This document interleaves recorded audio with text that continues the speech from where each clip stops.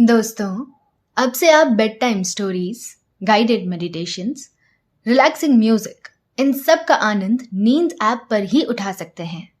इसके साथ ही नींद ऐप और वेबसाइट पर आप नए स्लीप प्रोडक्ट्स जैसे sleep gummies, milk mix, sleep tea इन सब की जानकारी पाएं। इन प्रोडक्ट्स की आपको ना ही कोई आदत लगेगी और ना ही इनसे कोई साइड इफेक्ट्स होंगे, बल्कि ये प्रोडक्ट्स आपको तुरंत अच्छी नींद लाने में मदद करेंगे और आपका स्लीप एक्सपीरियंस बेहतर बनाएंगे। नमस्कार, मैं हूं लोकेश और आज मैं प्रस्तुत करता हूं आकाश कौशिक द्वारा लिखी हुई एक खूबसूरत sleep story, secret door of Konark. यह कहानी आपको एक रोमांचक सफर पर ले जाएगी। यह कहानी है उस समय की जब उड़ीसा के राजा ने कोणार्क सूर्य मंदिर को अचानक रेत और बालू से पूरी तरह से ढककर बंद कर दिया। इस घटना को सैकड़ों साल बीत चुके हैं, लेकिन फिर भी आज तक सरकार ने इस दरवाजे को नहीं खोला। मंदिर का रहस्य इस मंदिर के बीचों बीच उसके मुख्य दरवाजे के अंदर छिपा हुआ है। माना जाता है कि यह मंदिर अधूरा है और सैकड़ों सालों से रेत के अंदर बंद रखा गया है। इस मंदिर के गुंबद पर एक 52 टन का चुंबक लगा हुआ था। आखिर क्या रहस्य है मंदिर के इस दरवाजे का? आइए जानते हैं आज की कहानी में। लेकिन पहले आप अपने आसपास की सारी लाइट्स ऑफ करके आराम से लेट जाएं। अपनी आंखें धीरे से बंद कर लीजिए। अब थोड़ा सा अपने शरीर को आराम दीजिए, थोड़ा और आराम। अपने शरीर को बिल्कुल ढीला छोड़ दीजिए। कोई टेंशन नहीं, कोई तनाव नहीं। अपने दिमाग में चल रहे सभी विचारों को, चिंताओं को त्याग दें। एक शांति से महसूस करें। सब नेगेटिव, पॉजिटिव विचारों को धीरे धीरे निकाल दें। हाथों को सीधा करके अपनी कमर के साइड में रख लीजिए। अपनी सांस पर ध्यान लगाएं। इसको धीमे या तेज नहीं करना है।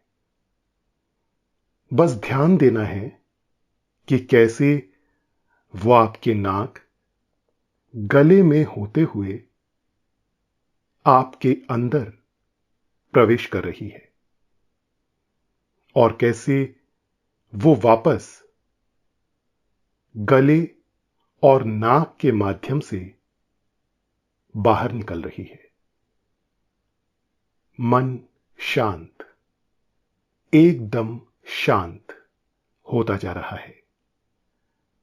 आप बहुत अच्छा महसूस कर रहे हैं। खुद को काफी हल्का फील कर रहे हैं। सब तरफ शांति ही शांति है, सुकून है, खामोशी है। राजन, चलो जल्दी से उठ जाओ। सूरज सर चढ़ गया है और कितना सोओगे? मां ने कहा। राजन आंखें मलता हुआ बिस्तर पर से खड़ा हो गया। क्या मां, आप रोज रोज मुझे जल्दी उठा देते हो। अभी तो मुझे और सोना है। चलो जल्दी से तैयार होकर ऑफिस जाओ, तुम्हारे ऑफिस का टाइम हो गया है। राजन एक सॉफ्टवेयर कंपनी में काम करता था। राजन बुझे मन से ऑफिस के लिए निकल गया और ऑफिस पहुंचकर अपनी कैंटीन में बैठकर चाय पीने लगा। वो चाय का बहुत शौकीन था। चाहे खाने को कुछ ना मिले, लेकिन सुबह दोपहर शाम की चाय तो वो जरूर पीता था। चाय पीते पीते अचानक उसकी नजर टेबल पर पड़े अखबार पर पड़ी। उसमें उसने सूर्य देव के रहस्यमयी मंदिर कोणार्क के बारे में एक आर्टिकल पढ़ा। न जाने आर्टिकल पढ़ने के बाद उसे क्या हुआ और उसने मन ही मन कोणार्क जाने का फैसला कर लिया। उसे पुराने महलों, मंदिरों, ये सब देखने का बहुत शौक था और उसने अपने घर में ढेर सारे ऐसे पुराने सिक्के जमा कर रखे थे जो तकरीबन हजारों साल पुराने थे। उसे ऐसी चीजों का संग्रह करना और अपने दोस्तों को बड़े चाव से दिखाना बहुत पसंद था। ऑफिस का काम खत्म करने के बाद वो घर के लिए निकल गया और घर जाकर मां को कोणार्क जाने के बारे में बताया। मां जानती थी, वैसे भी मना करने से भी ये कौन सा रुकने वाला है, इसलिए उन्होंने उसे नहीं रोका। राजन ने अपना सामान पैक किया और निकल गया अपनी मंजिल के लिए। एक लंबी यात्रा के बाद वो सूर्य देव के रहस्यमयी कोणार्क मंदिर पहुंच गया। वो अति भव्य और प्राचीन मंदिर को देखकर भौचक्का रह गया। मंदिर की दीवारों पर हजारों साल पुरानी नक्काशी की गई थी, जो आज की दुनिया की मॉडर्न टेक्नोलॉजी से भी संभव नहीं है। राजन ने देखा कि उस मंदिर को सूर्य देवता के रथ के आकार में डिजाइन किया गया था। राजन के दिमाग में अभी भी उस रहस्य से भरे दरवाजे के रहस्य को जानने की इच्छा थी, जिसके बारे में उसने अखबार में पढ़ा था। राजन के कंधे पर एक कैमरा लटक रहा था, जो उसे उसके पिता ने उपहार में दिया था। वो उसे जान से भी ज्यादा चाहता था और बहुत संभाल कर रखता था। उसी कैमरे से वो मंदिर के आश्चर्यजनक दृश्यों की फोटो लेता जा रहा था। मंदिर की खूबसूरती ने उसे भारतीय कला के प्रति सोचने पर मजबूर कर दिया था। उसने देखा कि सूर्य देवता के उस रथ में 12 जोड़ी पहिए मौजूद थे, जो पत्थर से बने हुए थे। इसके साथ ही राजन को 7 घोड़े भी दिखाई दिए, जो रथ को खींच रहे थे। माना जाता है कि ये 7 घोड़े 7 दिनों को दर्शाते हैं। वहां पर 12 जोड़ी पहिए भी मौजूद थे, जो दिन के 24 घंटों को दर्शा रहे थे।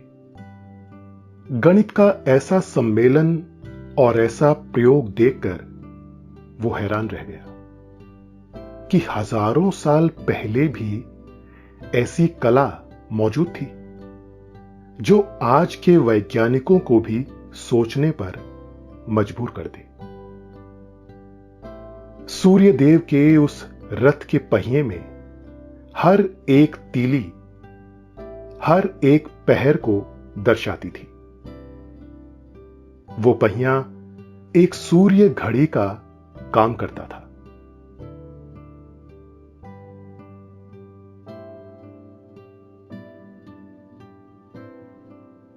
दोस्तों, अब से आप आपकी मनचाही दादी और नानी की कहानियों से प्यारी नींद की कहानियां सिर्फ और सिर्फ नींद ऐप पर ही सुन पाएंगे। तो इसी तरह हमारे साथ कहानियों के जरिए जुड़े रहने के लिए आपकी अपनी नींद ऐप इंस्टॉल करें।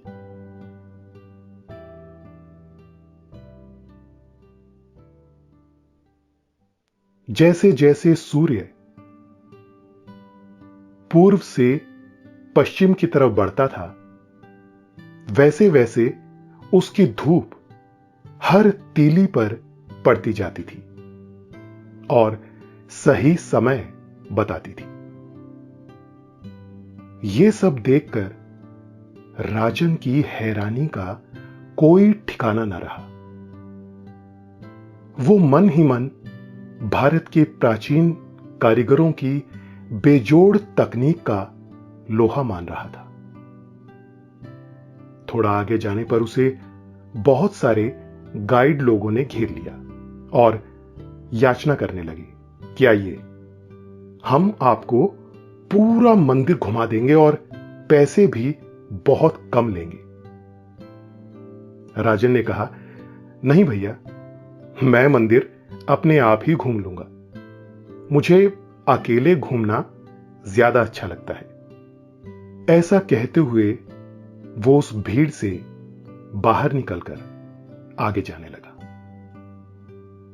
तभी एक छोटा सा बच्चा राजन के पास आया और उसका हाथ पकड़कर बड़े प्रेम से बोला कि भैया, मैंने आज कुछ भी नहीं खाया है, क्या आप मुझे कुछ पैसे दे सकते हो? राजन ने कहा, बेटा, भीख मांगना अच्छी बात नहीं है। हर आदमी को कर्मठ और परिश्रमी होना चाहिए। इसलिए मैं तुम्हें भीख तो नहीं दे सकता, पर अगर तुम ये मंदिर घूमने में और इसकी विशेषता बताने में मेरी मदद करोगे तो मैं तुम्हें जो चाहोगे वो इनाम दूंगा। बोलो, करोगे ना? लड़का बहुत खुश हो गया। उसके आंसू बहने बंद हो गए और वो खुशी से खिलखिलाने लगा। राजन को यह देखकर बहुत संतुष्टि हुई और दोनों मंदिर के अंदर चले गए। मंदिर की भव्यता और सौंदर्य देखकर राजन की आंखें फटी की फटी रह गई। लड़के ने बताया, भैया, यह मंदिर बहुत प्राचीन है और कहते हैं कि यह समय की गति को दर्शाता है। इस मंदिर के मुख्य दरवाजे में माना जाता है बहुत सारे रहस्य मौजूद हैं। प्राचीन काल में इसे नरसिंह देव ने बनवाया था। लड़का राजन को घुमाते घुमाते मंदिर की विशेषता और कहानी बताता जा रहा था। उसके मुंह से निकला हर एक शब्द मंदिर की भव्यता में चार चांद लगा रहा था। राजन उस लड़के का हुनर देखकर हैरान था। उसे कई भाषाएं आती थी। वो बीच बीच में अंग्रेजी भी बोल रहा था। भैया, यहां की सूर्य मूर्ति को जगन्नाथपुरी में रख दिया गया था क्योंकि यहां उसकी सुरक्षा नहीं हो पा रही थी। अब यहां कोई मूर्ति तो नहीं है, बस पर्यटक घूमने आ जाया करते हैं और मंदिर की खूबसूरती को देखकर उनकी आंखों को बहुत सुकून मिलता है। भैया, इस मंदिर का एक बहुत बड़ा रहस्य है जो कि इसके गुंबद में छुपा हुआ है। सैकड़ों साल पहले एक बहुत बड़ी चुंबक इसके गुंबद पर रखी गई थी, जिसके कारण सूर्य भगवान की मूर्ति हवा में तैरती थी और वहीं पर उसकी पूजा अर्चना की जाती थी। पूरे भारत में ऐसा कोई भी प्राचीन मंदिर मौजूद नहीं है जो इस मंदिर की विशेषता को चुनौती दे सके। ऐसा माना जाता है कि श्री कृष्ण के पुत्र सांब को कोढ़ रोग हो गया था, तो उसके निवारण के लिए उन्होंने चंद्रभागा नदी के इस सागर संगम पर 12 वर्षों तक घोर तपस्या करी थी। उनकी तपस्या से प्रसन्न होकर सूर्यदेव ने उन्हें रोग मुक्त होने का वरदान दिया और वो पूरी तरह से ठीक हो गए। उसके बाद वो नदी में नहाने के लिए गए और जब वापस लौटे तो उनके हाथ में न जाने कहां से एक पत्थर आ गया।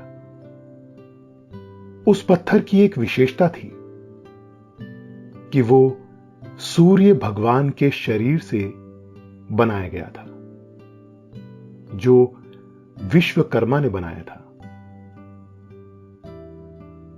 उस पत्थर को सूर्य भगवान की प्रतिमा मानकर शाम अपने अपने मित्र वन में स्थापित कर दिया। उसके बहुत समय बाद एक राजा हुए, नरसिंह देव।